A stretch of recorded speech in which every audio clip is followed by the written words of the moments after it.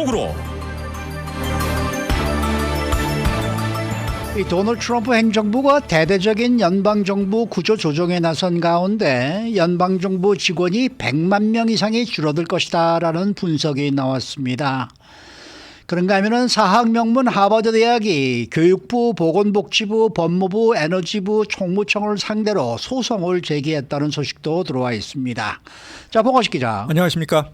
트럼프 행정부가 이 군살 빼기를 이유로 대대적인 연방정부 인력 감축을 이어가고 있네요.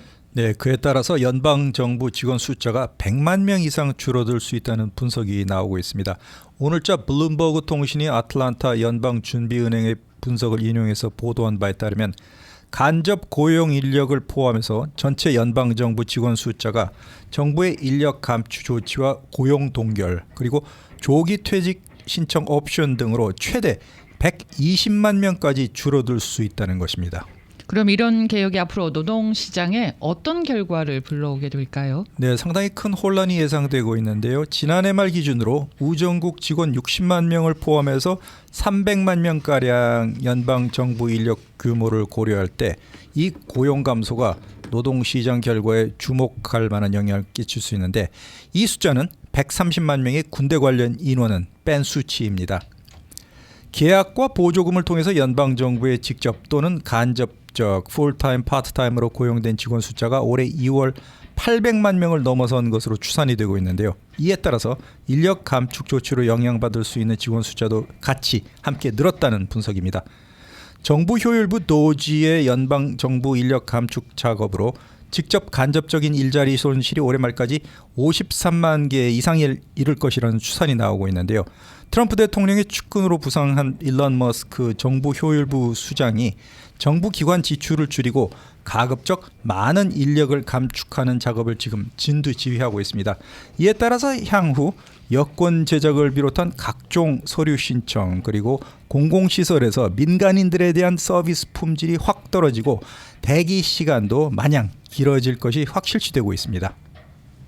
여권 지금 신청 새로 하셔야 할 분들은 빨리 하셔야 될 듯합니다. 그렇지 않아도 이게 두세 달씩 막 걸리잖아요.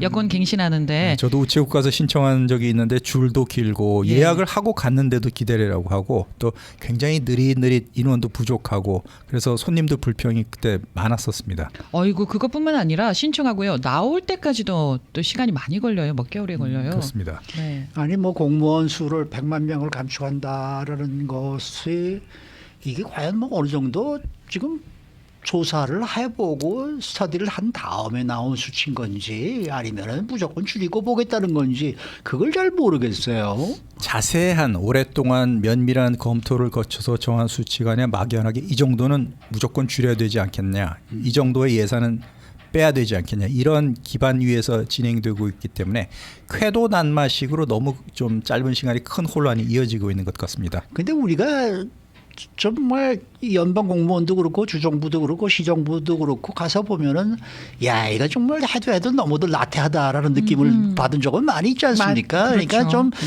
어느 정도 좀 이렇게 이 감축이 필요할 것 같은 생각들은 다 가지고 있을 텐데 이게 맞습니다. 100만 명이냐 50만 명이냐 이거를 어느 정도 네. 무슨 사지도 없이 무조건 이렇게 정하는 것 같아서 맞아요. 그게 지금 좀 걱정이 좀 되는 거죠. 그렇죠. 네.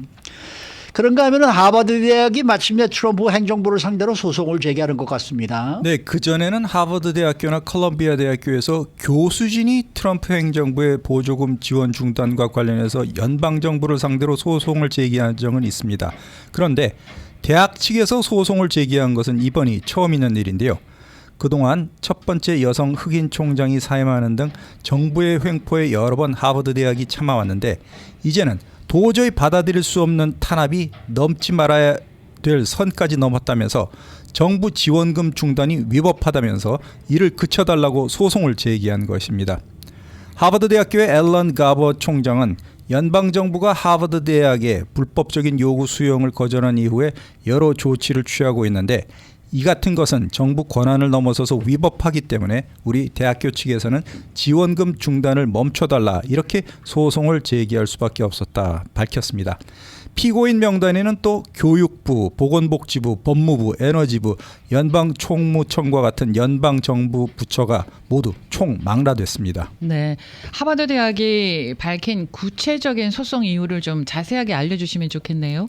가버 총장에 따르면 연구 지원금 동결 조치는 환자나 학생, 교수진, 직원, 연구자들은 물론이고 미국 고등교육의 위상에 엄중하고 실질적인 결과를 초래할 것이라고 경고했습니다. 그렇기 때문에 이런 정부의 권한 남용에 따른 결과가 심각하고 장기적일 것이라고 우려를 했는데요. 소장을 보면은 연방정부가 학술 프로그램에 대한 정부 통제에 굴복을 하도록 강요하기 위한 압박 수단의 일환으로 지원금을 뺐다 이렇게 주장을 했습니다. 트럼프 행정부는 캠퍼스 안에 있는 반유대주의 근절을 이유로 교내 정책을 변경할 것을 하버드 대학교에 요구를 했는데 하버드 대학교 측에서는 이 같은 요구가 학문의 자유를 침해한다고 수용을 거부했습니다. 그리고 가버 총장 역시 본인이 유대계입니다. 트럼프 정부의 요구에 DEI, 다양성, 형평성, 포용성 정책 폐기를 비롯해서 입학 정책, 교수진 채용과 같이 시시콜콜한 간섭 사항까지 담겼다고 주장을 하고 있습니다. 물론 행정부에서는 이 같은 요구를 담은 공문이 보내진 것은 실수로 잘못 전달된 것이다 이렇게 해명을 했는데 하버드 대학교 측에서는 정부 인사의 발언과 보복 조치에 비춰볼 때 이같이 배달이 잘못됐다, 공문이 잘못 전달된 것이라는 말은 신뢰성이 없다 이렇게 믿고 있습니다. 네. 여기서 잠시 저희 그 스튜디오가 있는 건물 바로 뒤에서 피오피코 도서관 부지에서 지금 공원 공사를 하고 있는데 이게 이제 날씨가 좋아지면서 아주 본격적으로 좀 공사를 하면서 잡음이 좀 많이 들어가고 있습니다. 그래서 여러분께 좀 사과의 말씀을 드리겠고요. 이상한 소리가 들리더라도 이게 공사 때문에 그렇구나라고 생각을 해 주시기 부탁드릴게요. 자, 그러나 저러나 이 정부 차원에서 지급이 중단된 금액은 어느 정도 규모예요? 상당히 천문학적인 액수입니다. 하버드 대학교가 정부의 요구를 거부한 이후에 트럼프 행정부가 몇 년 동안 나눠서 지급하는 22억 달러의 보조금을 즉각 동결시켰고요. 또 그 밖에 10억 달러의 보건연구 지원금 철회까지 검토하고 있습니다. 이 같은 액수는 535억 달러의 최대 기금을 보유하고 있는 하버드 대학교 측에도 막대한 재정 부담으로 다가오고 있는데요. 여기에 그치지 않고 하버드 대학교가 지니고 있었던 면세 지위까지 정부에서 박탈을 추진하고 있습니다. 또 외국인 유학생의 비자 박탈 문제도 거론하면서 강도 높은 행정부 차원의 추가 보복 조치를 하버드 대학교를 상대로 예고하고 있는데 법원에서 학문의 자유에 대한 상한을 어느 정도까지 인정할지 판결이 주목되고 있습니다. 네. 자, 프란치스코 교황의 장례식이 오는 토요일에 열립니다. 그리고 새 교황은 석주 안에 결정될 것으로 보입니다. 이런 상황에서 트럼프 대통령이 영부인 멜라니아 여사와 함께 교황의 장례 미사에 참석하겠다 이렇게 밝혔는데 바티칸 방문은 집권 취임 2기 취임 이후에 첫 번째 해외 방문이 되겠습니다.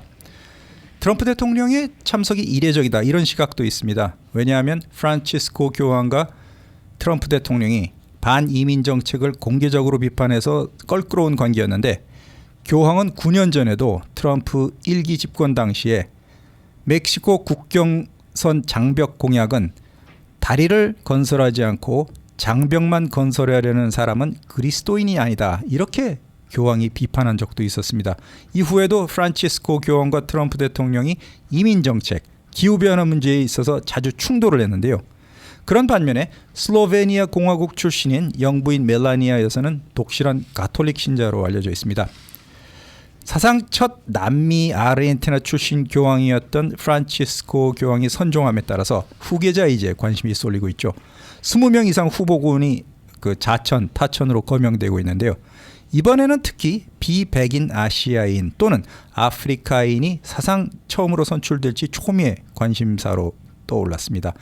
서방을 넘어서 현재 아시아와 아프리카까지 교세를 확장하고 있는 천주교가 첫 번째 아메리카 대륙 출신이었던 프란치스코 교황에 이어서 또 한 번의 변화를 선택할지 주목되고 있는 그런 상황입니다. 지금까지 뭐 가장 유력한 후보가 필리핀의 출신의 추기경이라고 들었습니다. 그렇습니다. 영국 일간신문 텔레그라프 보도에 따르면 지금까지 선두주자는 첫 번째 아시아 출신 교황 후보자로도 꼽히고 있는 필리핀의 루이스 안토니오 타글레 추기경이다. 이분이 유력 후보로 아직까지는 선두를 달리고 있다. 이렇게 보도를 했습니다. 또 로이터 통신 역시 타글레 추기경에 대해서는 교황이 되기 위해서 모든 자격을 갖춘 인물처럼 보인다. 이렇게 높게 평가를 했습니다.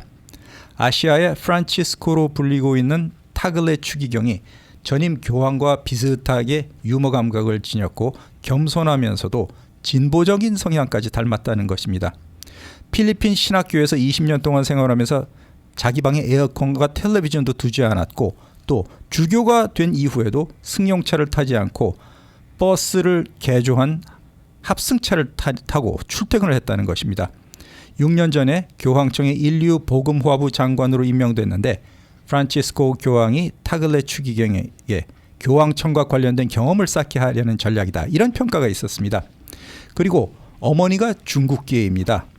그러면서도 이탈리아어와 영어를 유창하게 구사할 수 있는데 이 필리핀 출신의 타글레 추기경의 유일한 약점은 지금 67세 교황이 되기에는 아직 상대적으로 너무 젊다는 점입니다. 왜 이 점이 약점이 될 수 있냐?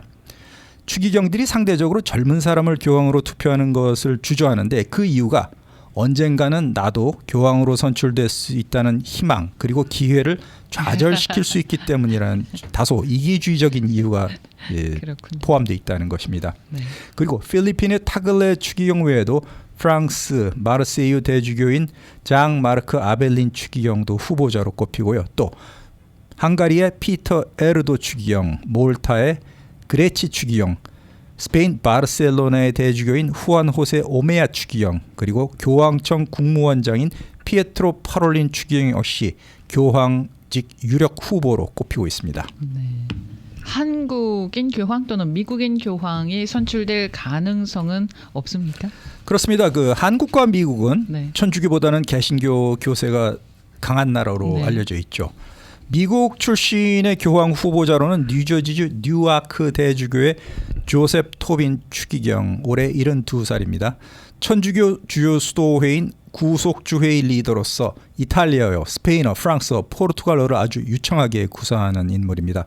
그렇기 때문에 로이터 통신 보도에 따르면 전 세계 추기경들이 개신교 국가인 미국인 교황을 선출할 가능성은 크지는 않다. 이렇게 보도하면서도 만약 미국인 추기경이 교황으로 선출된다면은 토빈 추기경이 가장 가능성이 높다. 이렇게 짚었습니다. 또 대한민국에서는 올해 73살의 유흥식 추기경이 교황 선출될 가능성이 있다. 이런 보도가 나왔는데요. 유 추기경은 이번 콘클라베에서 투표를 할 수 있는 것은 물론이고 피선거권까지 함께 보유하고 있습니다.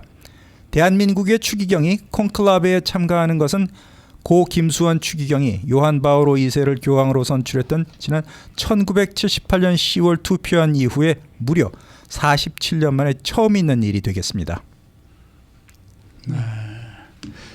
자, 이 한국의 재택근무일이 전 세계에서 가장 적은 것으로 나타났다고요. 전 세계 40개 국가를 조사했는데 한국 사람이 재택근무하는 날짜가 일주일에 평균 0.5일에 그치면서 최고로 적었다는 것입니다.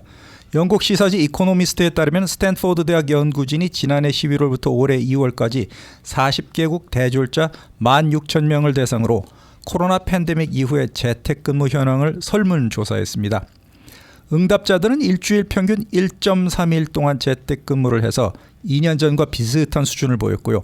나라별로 보면 한국 사람이 0.5일로 나타나서 재택근무를 40개 나라 가운데 가장 적게 한 것으로 드러났습니다. 캐나다가 1.9일로 재택근무를 가장 많이 했고요. 그 뒤를 이어서 영국 1.8일, 미국 1.6일, 이어서 독일과 인도가 각각 1.5일 남짓, 아프리카의 나이지리아가 1.5일 이런 순서로 나타났고 아시아에서는 일본이 0.7일, 중국이 0.5일로 재택근무가 한국보다 많은 것으로 드러났습니다. 네, 이렇게 나라별로 재택근무의 비중이 이렇게 좀 다른 이유는 뭡니까? 바로 국가별로 산업 분야, 코로나 대응, 재정 수준이 모두 다르기 때문입니다. 연구진에 따르면 가장 큰 이유는 또 문화적인 차이인데요. 사회 분위기가 개인주의적인지 집단주의적인지에 따라서 재택근무를 받아들이는 경향이 확 달랐다는 것입니다. 개인주의 사회일수록 근로자들이 재택근무를 편안하게 받아들였는데 임원들도 통제를 덜 하는 것으로 나타났는데 한국처럼 집단주의가 강한 나라는 재택근무가 상당히 눈치도 보이고 어려운 상황의 국가라는 것입니다. 이 미국에서 재택근무의 장단점은 뭐예요? 재택근무를 하면 통근 부담이 줄어들고 또 먼 거리까지 주택 숫자가 넓어진다는 점에서는 부동산계에서도 호재로 꼽힙니다. 실제로 미국에서 2019년 이후에 대도시 20곳의 집값 상승률이 13%에 그쳤는데 교외 지역에서는 30%에서 50%까지 치솟았습니다. 반면에 재택근무라는 것이 젊은 세대는 상대적으로 타격을 주고 있다는 진단이 나왔는데요. 동료를 만나고 생각을 공유하고 이런 기회가 다 줄어들고 또 일에 숙련된 선배와 동료를 보고 배울 여지도 줄어든다는 점에서 젊은에게는 많은 피해를 끼치고 팀워크 협조도 부족해지면서 이기주의적인 그런 직장 문화로 돌변한다는 것입니다. 네. 아까 우리 봉화식 기자가 한국인, 미국인 교황 선출 가능성, 흑인 교황 선출 가능성 이렇게 얘기를 하시는데 저는 자꾸 이 지난번에 봤던 영화 콘클레이브라는 영화가 자꾸 생각이 나서 그래서 제가 좀 집중을 좀 못했어요, 사실은. 어떤 부분이 가장 그 영화를 뭐 스토리를 말씀드리면은 제가 그건 안 되겠고 꼭 한 번들 보시길 저는 정말 저 부탁드립니다. 굉장히 굉장히 상징적인 영화인 것 같아요. 네. 과연 이번에 누가 어떤 쪽에서 지금 새로운 교황이 나오실 것이냐라는 그러한 이 주제가 지금 굉장히 좀 심각한 문제가 되고 있지 않습니까? 네. 그거를 보면 이제 그 영화를 보게 되면은 그게 정말 저럴 수도 있나라는 생각을 하게 될 수도 있고 저럴 수도 있겠구나라는 생각을 할 수도 있겠고 참 묘한 그러한 느낌을 주는 그러한 지금 이 사태가 지금 벌어지고 있는 것 같아요. 저로서는 그래서 굉장히 좀 기분이 좀 굉장히 뭐라고 얘기를 해야 될지 모르겠어요. 그 정도예요. 네. 그래서 여러분들 안 보셨으면 그 영화 꼭 한 번씩 보시면서 이번에 어떤 사람이 어떤 추기경이 과연 교황으로 태어날 것인지 한번 생각해 보시는 것도 좋은 시간이 되지 않을까. 그런 콘클라베 열쇠와 함께라는 교황 선출 절차 3주 안에 이제 새로운 교황께서 탄생하실 예정입니다. 아마존 비디오에서 보실 수가 있고요. 네. 회원이신 분들은 그냥 보실 수가 있고 오늘부터입니다. 회원이 아닌 분들은 무료로 볼 수 있는 기간이 30일인가 그렇다고 해요. 그래요? 이번에 그러니까 오늘부터 그게 이제 규정이 정해졌으니까 한번 아마존에 들어가셔서 한번 살펴보시기 바랍니다. 우리가 뭐 이탈리 말로는 이제 뭐 콘클라베라고 얘기하지만 이제 영어로는 콘클레이브라고 지금 이제 발음을 하지 않습니까? 네. 미국에서는 꼭 한번 네. 보십시오. 네. 수고 많으셨습니다. 고맙습니다. 네, 봉화식 기자였습니다.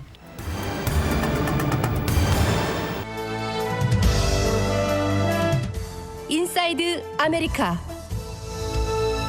이 도널드 트럼프 대통령의 관세 전쟁으로 물가가 들썩이고 있는 와중에 중고품 시장은 조용히 웃음을 짓고 있다라는 소식입니다. 이 관세 전쟁이 오히려 중고품 시장에는 호재가 될 수 있다는 것이 파이낸셜 타임스의 진단입니다. 또 요즘 챗 GPT와 같은 AI 챗봇 이용자들이 많이 늘어나고 있는데 여기서 고맙다라는 표현은 쓰지 않는 것이 더 좋다고 합니다. 왜 그런지 한번 알아보도록 합니다. 박현경 기자. 네, 안녕하십니까. 이 트럼프 대통령이 촉발한 관세 전쟁으로 미국 내 중고품 시장이 주목을 받고 있다는데 이게 어떤 내용입니까? 최근 트럼프 대통령의 관세 정책으로 인해서 수입품 가격이 급등하며 소비자 물가가 들썩이고 있죠. 네. 이에 따라 소비자들은 지갑을 닫고 씀씀이를 줄이고 있고요. 이는 유통업계 전반에 악영향을 미치고 있는데요. 하지만 이런 상황이 오히려 중고품 시장에는 기회가 되고 있다는 분석이 나왔습니다. 중고품은 이미 미국 안에 있는 물건이기 때문에 새로 수입되는 제품처럼 관세가 붙지 않아서 상대적으로 가격 경쟁력이 생겼기 때문입니다. 네. 그러면 실제로 중고 시장의 반응은 좀 어떻습니까? 이건 유통업체의 주가를 통해 살펴보도록 하겠습니다. 예. 영국 파이낸셜 타임스에 따르면 트럼프 대통령의 관세 부과가 시작된 지난 2일 이후 이 미국의 대표적인 중고 유통업체 두 곳, 트레드업과 세이버스 밸류 빌리지의 주가는 급등했습니다. 네. 각각 31%, 또 22%가 올랐습니다. 반면 같은 기간 전통적인 유통업체를 포함한 S&P 유통업 지수는요 7% 하락했습니다. 이는 관세 충격이 기존 유통업체엔 악재로 작용하는 반면 중고 유통업체엔 호재로 작용하고 있다는 걸 잘 보여줍니다. 실제로 트레드업의 최고 전략 책임자는 우리가 판매하는 건 미국의 옷장에서 나온 것이기 때문에 관세에서 자유롭다고 말했습니다. 특히 어떤 품목에서 이 중고시장의 반사 이익이 두드러지고 있는 거예요? 중국산 수입 의존도가 높은 의류 그리고 장난감이 대표적입니다. 트럼프발 관세에 맞서서 중국도 보복 관세로 대응하면서 이들 품목은 이중으로 타격을 입게 됐는데요. 하지만 그만큼 중고 의류나 중고 장난감 시장은 이중 호재를 맞고 있다는 평가입니다. BMO 캐피털 마켓은 젊은 층을 중심으로 이미 중고 거래에 대한 수요가 높아지고 있고 불황이 오게 되면 보다 더 많은 소비자들이 그런 저렴한 중고 시장으로 눈을 돌릴 것이라고 분석했습니다. 네. AP통신도 이 중고 시장에 대해서 비슷한 보도를 했다고 하는데 그 보도 내용은 구체적으로 어떤 내용입니까?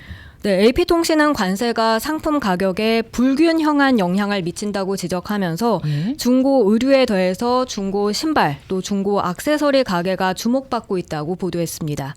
그러면서 의류와 가죽 제품 등 소비재 가격이 급등하고 있다고 전했는데요. 예일대 예산연구소 최근 발표에서 단기 의류 소비자 물가 상승률은 65%, 또 가죽 제품은 무려 87%에 이를 것이라고 나왔습니다. 이에 따라 소비자들은 자연스럽게 그렇게 온라인 중고 의류 사이트나 위탁 판매 부티크 등으로 눈을 돌리고 있는 그런 추세입니다. 집 청소하면서 옛날 것들 자꾸 버리자 했는데 이제는 버리면 안 되겠네. 안 되겠네요.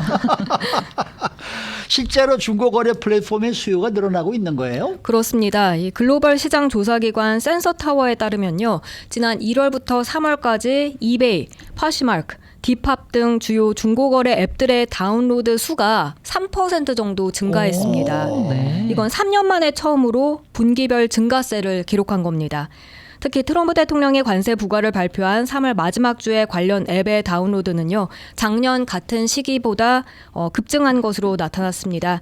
이건 소비자들이 관세 부담을 피하고자 이제는 그렇게 중고거래로 이동하고 있음을 보여준다고 볼 수 있겠습니다. 네. 그런데 여기에 그 관세 영향이 본격화되기 전부터 이미 중고 의류 거래가 활발해지고 있었다고 하는 소식도 있어요. 네, AP통신은요. 네. 이 관세라는 망령이 미 의류 산업을 휩쓸기 전부터 미국 시장에선 이미 중고 의류 시장이 번창하고 있다고 전했습니다. 또 MZ세대가 중고 의류 시장을 이끄는 소비자로 확대되고 있다는 분석도 함께 내놨습니다. 근데 이게 이런 소비 흐름이 패션 시장 전체에 과연 어떤 영향을 줄 수 있는 거예요?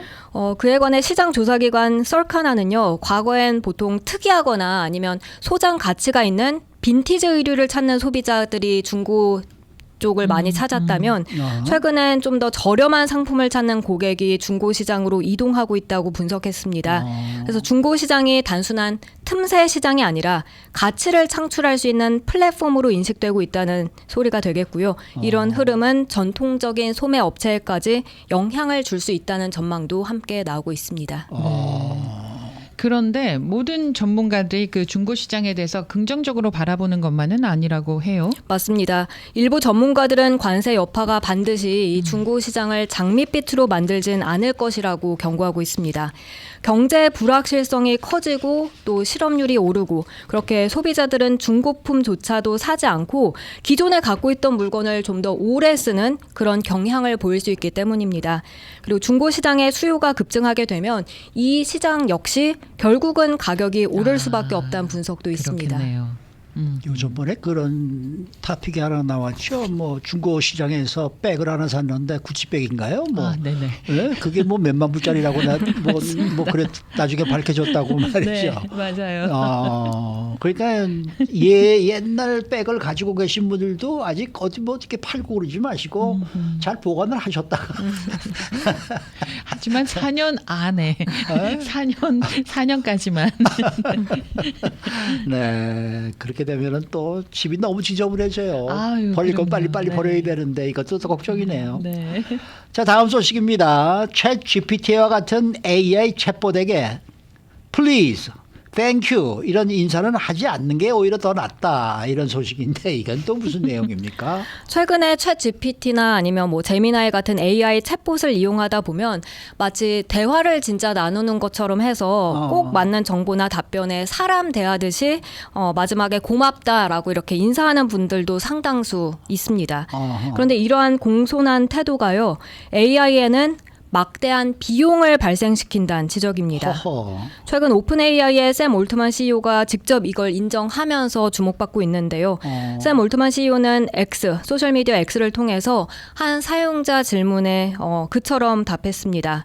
사람들이 챗 GPT에 please, thank you라고 반복적으로 말하는 게 전기 비용이 얼마나 들지 궁금하다 이렇게 질문을 했더니 올트만 CEO는 직접 오픈 AI에 수천만 달러의 전기 요금을 발생시킨다고 답변했습니다. 아니 플레이즈 땡큐라고 했는데 그게 전기 요금이랑 무슨 상관인가요? 올트만 CEO 설명에 따르면요, 예. 이 사용자 요청에 포함된 단어 수나 요청 횟수가 많아지면 많아질수록 서버가 처리해야 하는 데이터 양도 함께 증가하게 됩니다. 네. 예를 들어 고맙다, 땡큐 이런 짧은 문장조차도 AI는 이걸 해석하게 되고 거기다가 뭐 You're welcome, 천만에요, 아니면 더 궁금한 게 있으면 알려주세요 이런 답변을 생성하게 되는데요. 예. 이러한 과정에서 서버가 가동되고 데이터도 처리되는 것이죠. 이런 전 과정은 전력 소비로 이어지기 때문에 단순한 인사말이라고 해도 누적되면 결코 적지 않은 비용이 발생한다는 그런 설명이 되겠습니다. 아 그렇구나. 실제로 전기 소비량이 구체적으로 어느 정도나 되는지도 조사를 했어요? 네, 워싱턴 포스트에 따르면 100단어 분량의 이메일을 생성하는데요. 0.14kW 시의 전기가 필요하다고 합니다. 이게 LED 전구 14개를 1시간 동안 켤 수 있는 그런 전력 양에 달합니다. 와, 네. 그리고 UC 리버사이드 보고서에 따르면 대형 언어 모델이 You're welcome과 같은 간단한 문장을 생성하는데도 약 40에서 50ml 물이 소비된다고 합니다. 우와. 이건 데이터 센터의 그 냉각 시스템 등에 사용되는 물까지 다 포함시킨 수치입니다. 와.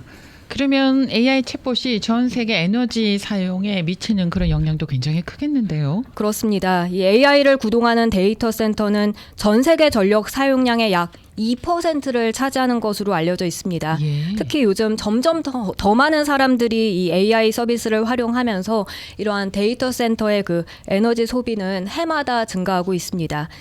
AI 챗봇이 응답 하나하나를 생성할 때마다 전기가 사용되고요. 그게 수십억 번 반복되면 전체적인 에너지 소비량 기하급수적으로 커질 수밖에 없습니다.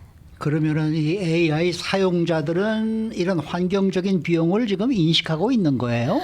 재미있는 점은요. 네. 대부분 사용자들이 그렇게 AI와 대화할 때 AI한테 꽤 예의 있는 태도를 선호한다는 점입니다. 고마우니까. 네. 지난해 말 글로벌 미디어 그룹 퓨처 PLC가 실시한 설문조사를 보면 전체 응답자 67%가 AI 챗봇의 공손한 언어로 말한다고 밝혔습니다. 사람들이 기계와 대화에서도 예의나 인간적인 소통 방식을 중요하게 여긴다는 걸 잘 보여줍니다. 그러면 공손한 인사를 했을 때 환경 비용을 더 높이게 된다라는 점에서 사용하시는 분들은 좀 딜레마가 생기겠어요. 맞습니다. 이 사용자는 도의적인 차원에서 AI한테도 사실 정중하게 대화하고 싶어 하는데 예. 그 공손함이 누적된다면 전력과 물 사용량이 나아가서 환경 부담으로까지 이어질 수 있기 때문에 새로운 고민거리로 떠오르고 있고요. 특히 AI 기술이 더 보편화되고 또 상시 접속되는 시대에 접어들면서 인간의 작은 습관 하나가 그렇게 거대한 에너지 사용으로 이어질 수 있다는 설명입니다. 그래서 앞으로는 AI 사용할 때도 좀 작은 습관의 변화가 필요하다는 그런 지적의 목소리가 소리가 높아지고 있습니다. 네. 그러니까 무조건 반말 써야 되겠고 빨리빨리. 그다음에 무슨 내용이 끊어지면은 그다음에는 그냥 쌉 이래버려 끝을 내고. 네? 그러니까 그것도 또 상당한 또 훈련이 필요할 것 같네요. 이게 AI하고의 대화, 술 뭐 이런 것도 나올 것 같은데요. 네? 댓글을 하지 않아야 되겠습니다. 댓글을 하면 안 되고. 네. 예, 그러니까 그것도 생각하려 그러면 또 그것도 또 보통 일이 아닌데. 이 AI와 대화하면서 즐기는 그런 분들도 많이 꽤 계시는 많이 계시는데 모양이더라고요. 여기 보니까 저는 챗 GPT랑 맨날 노는데요라고 해주셨어요. 그러니까 저분 때문에 지금 얼마나 많은 전력이 지금 소비가 되고 있냐고요. 네. 수고 많으셨습니다. 고맙습니다. 박현경 기자였습니다.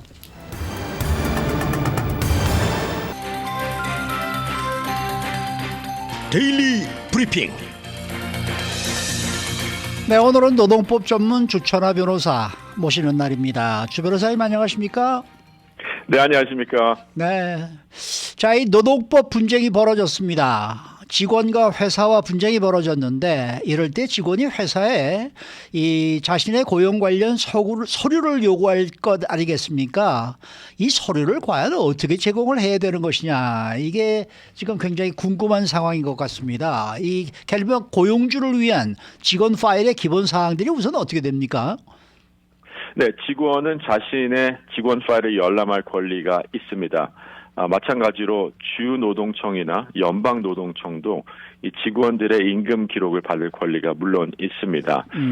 제가 항상 이렇게 직원들의 파일에 대한 이슈를 브리핑해드리는 이유 중에 하나는 팬데믹 이후로 이 노동청 단속이 상당히 많이 슬로우 다운이 됐었습니다. 네.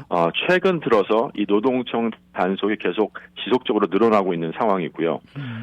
식당이라든지 카워시라든지 이제 공장을 상대로 필드 인스펙션이 나와서 회사가 조업원 상해보험을 제대로 가지고 있는지, 임금을 제대로 주고 있는지, 법이 요구하는 포스터 아니면 또한 라이센스 같은 거를 제대로 가지고 있는지를 필드 인스펙션을 통해서 요즘 나와서 단속을 하고 있는 중이고요. 상당히 큰 액수들의 벌금의 사이테이션들 그리고 페널티들을 부과하고 돌아다니고 있는 상황입니다. 이 노동법이 발생을 하게 되면 기본적으로 인사 파일 사본을 요청을 합니다. 그리고 고용주가 이 파일을 제대로 보관하지 않았을 경우에는 이 파일을 다시 만들어내는 것이 불법이고 불가능입니다. 예를 들어서 임금 소송에 걸렸는데 존재하지 않는 타임카드나 임금 명세에서 지난 3년치를 아니면 4년치를 만들어내는 것은 거의 불가능이라고 볼 수가 있겠고요. 또 증거 자료로도 채택되기가 쉽지 않습니다. 그 당시에 근무 시간과 임금 지불을 정확하게 기록한 서류가 아니라 오로지 재판을 위해서 차후에 만들어진 기록들이면 입증 자료로서 신빙성이 없다고 판결이 나는 게 통상적입니다. 이 캘리포니아 주 법을 준수하기 위해서 고용주는 전직 최소 3년 여보세요? 여보세요? 잠깐만요. 네. 변호사님, 이 전화 연결이 소리가 자꾸 이렇게 좀 줄어드는 것 같은데. 네, 지금 어떠십니까? 지금은 괜찮은 것 같은데 좀 말씀해 보세요. 예. 네. 네. 자기의 고용 문서들을 열람하고 볼 수 있는 권리가 주어지기 때문에 네네. 캘리포니아 노동법에 따라서 고용주는 이 고용을 얻거나 유지하기 위해서 직원들에게 서명한 모든 문서나 사본을 직원들에게 제공을 해야 되겠습니다. 이 포함되는 서류들은 채용이나 심사 관련에 관련됐던 지원서나 이력서 등등이 되겠고요. 또한 승진이나 휴가 보상 또는 징계 조치에 사용되는 추가 기록도 포함이 되어야 되겠습니다. 네, 그래서 이러한 징계 통지서라든지 그다음에 직원이 서명한 문서가 직원이 열람할 수 있는 그러한 서류에 포함이 되겠고요. 네. 그리고 중요한 것은 이제 의료 정보는 직원의 파일에 저장해서는 안 되겠습니다. 캘리포니아 규정에 따라서 직원의 프라이버시를 유지하기 위해서 이 메디컬 레코드는 따로 별도로 보관을 해야 되겠고요. 특히 이 직원이 종업원 상해보험이라든지 워커스 컴펜세이션에 대한 케이스가 있었을 때 그 서류들은 의료에 대한 메디컬 레코드가 들어가 있기 때문에 별도로 반드시 보관하는 게 중요하겠습니다. 혹시 직원이 만약에 이제 그만두게 됐을 때에 그 직원과 관련한 파일을 얼마 정도를 더 갖고 있어야 되나요? 보통 3년에서 5년까지 가지고 계셔야 되겠고요. 특별히 임금 기록들은 최소한 4년까지는 반드시 보관을 하셔야 되겠습니다. 네. 그러면은 고용주가 제공할 필요가 없는 문서들은 어떤 게 있을까요? 네, 범죄 혐의 조사 관련 기록들, 그리고 추천서들, recommendation이나 letter of reference, 아니면 직원의 이전 고용주로부터 입수했거나 확인 가능한 그러한 서류들은 포함이 되지 않겠습니다. 그리고 또 사실 제공할 필요가 없다는 뜻은 제공하지 말아야 된다는 뜻도 사실 포함이 됩니다. 임금 집단 소송 준비라는 직원에게 또는 전 직원에게 회사 인사부에서 아무런 생각 없이 그리고 검토하지 않고 임금 기록을 건네준다거나 변호사가 필요 없다는 잘못된 생각에 직원 측 변호사에게 고용주가 직접 고용 관련 서류를 전달하는 것은 상당히 위험한 그리고 하지 말아야 될 행위라고 말씀드릴 수 있겠습니다. 이 노동법 변호사들은 특히 원고 측 변호사들은 직원의 임금 명세서 한 장만 봐도 이 고용주가 노동법을 준수하고 있는지 집단 소송이 가능한지 그리고 이 케이스의 밸류가 얼마 되는지 판단이 가능하기 때문에 상당히 조심스러운 부분이 되겠습니다. 이 고용주는 현직 또는 전직 직원에게 또한 변호사로부터 서면 요청을 받으면 요청을 받은 날로부터 30일 내에 직원의 기록 사본을 제공을 해야 되겠고요. 정해진 기간 내에 이행하지 않을 경우 또 직원 또는 노동청에서 $750의 벌금을 부과할 수가 있겠습니다. 하지만 제가 이렇게 여태까지 경험에 의하면 $750의 벌금을 내는 상황이 되더라도 제출 전에 반드시 검토를 하고 뭐가 잘못됐는지를 안 상태에서 건네주는 게 바람직하다고 말씀드릴 수가 있겠고요. 직원 파일을 체계적으로 관리한다고 해서 고용주가 모든 법적 소송으로부터 보호받을 수는 없습니다. 하지만 캘리포니아 법에 따라서 적절한 문서를 적정 기간 동안 보관을 하게 되면 고용주의 변호사와 모든 소송 절차를 원활하게 진행을 할 수가 있겠고요. 승소하는 데 아주 큰 도움이 된다는 거 명심하셔야 되겠습니다. 네. 이 직원을 고용할 때 제일 먼저 이 어플라이 할 때 쓰는 폼이 I-9 폼이라는 게 있지 않습니까? 네. 이게 어떻게 보면은 고용 관련 서류 중에서는 가장 중요한 서류가 아닌가 이런 생각이 드는데 이게 혹시 누락됐거나 미비가 되면은 어떻게 해야 되는 거예요? 네, 실수는 항상 발생할 수 있습니다. 인사 담당자가 현재 일하고 있는 직원의 I-9 양식이 누락됐다는 사실을 발견하면 최대한 빨리 작성을 해야 되겠고요. 이러한 상황에서 직원에게 이 필요한 서류를 준비할 수 있도록 며칠의 시간을 주는 것이 바람직하겠습니다. 또한 인사부에서는 완벽하지 못한 불완전한 I-9 양식을 발견할 수도 있습니다. 누락된 정보가 있다거나 했을 때 고용주와 관련된 경우 인사부는 양식을 바로 작성을 할 수 있습니다. 하지만 이 정보가 직원의 정보와 관련된 경우에는 고용주는 직원에게 해당 정보를 요청을 해야 되고요. 그리고 이 양식을 수정하는 경우에는 수정한 날짜를 기입을 하고 수정사항에 이니셜을 적는 게 굉장히 중요하겠습니다. 또 한 가지는 요즘 I-9 감사가 많이 나온다라고 한번 말씀을 드렸는데 고용주는 감사 시에 3일 비즈니스 영업일 내에 3일 내에 제출을 해야 되겠고요. 고용주는 추적이 가능한 찾기 쉬운 위치에 보관하는 것이 좋겠습니다. 특별히 이제 I-9 양식은 원본이 종이 사본으로 되어 있는데 최근에는 많은 분들이 이걸 스캔을 해서 PDF로 보관을 하고 있기 때문에 사실 이런 시스템에서 전 직원의 I-9 양식을 다시 프린트를 해서 아니면 디지털된 폼으로 감사에 임할 수가 있겠습니다. 이 아이스가 실시하는 I-9 양식 감사에 대해서는 항상 준비를 하셔야 되겠고요. 직접 방문을 해서 감사 통지서를 전달하는 과정이 이제 첫 번째 과정이 되겠습니다. 소환장을 받을 수도 있겠지만 이 감사 과정에서 아이스는 직원 문서의 진위 여부를 확인을 해야 되겠고요. 위조 문서가 발견될 경우에 고용주는 적발될 직원을 해고하시는 게 바람직하겠습니다. 위조 서류는 해고를 해라. 만일에 I-9 폼을 그 사람이 회사 들어올 때 작성을 못했다가 나중에 이제 작성을 한다고 치십시다. 그 경우에 작성 일자를 오늘로 해야 되는 겁니까? 아니면 옛날 내가 들어온 날짜로 해야 됩니까? 네, 말씀드린 것처럼 수정된 날짜에 그 오늘 날짜를 적는 게 바람직하겠습니다. 만약에 이 조사가 들어왔는데 제가 이 회사에 만약에 이제 3년 동안 일을 하고 있었어요. 그런데 공교롭게도 제가 이틀 전에 I-9 폼에 사인을 했어요. 이렇게 돼도 문제는 없습니까? 이게 업데이트된 거죠. 그러니까 그전에는 사인을 안 했다가 이틀 전에 사인을 했으니까 업데이트된 거죠. 네. 업데이트 그 사인하신 날짜로 서명을 하시는 게 바람직하겠고요. 네. 그리고 다른 인포메이션은 그 전에 주었지만 최근에 수정이 되거나 아니면 사인한 부분에는 그날 날짜를 기입하시는 게 맞겠습니다. 네. 그러면은 가짜나 또는 위조 신분증을 제출하는 그런 직원도 있지 않겠습니까? 처음에 이제 회사에 들어올 때 이런 경우는요. 네, 상당히 많은 걸로 알고 있습니다. 그래요? 네, 알면서도 받고 채용을 하시는 고용주들도 많은 걸로 알고 있고요. 직원이 고용주에게 접근을 해서 위조 신분증을 제시를 했음을 인정을 하는 경우도 있습니다. 인정을 하고 이제는 합법 신분증을 제시할 수 있다고 말하는 경우에는 고용주는 새로운 I-9 양식을 작성을 하셔야 되겠고요.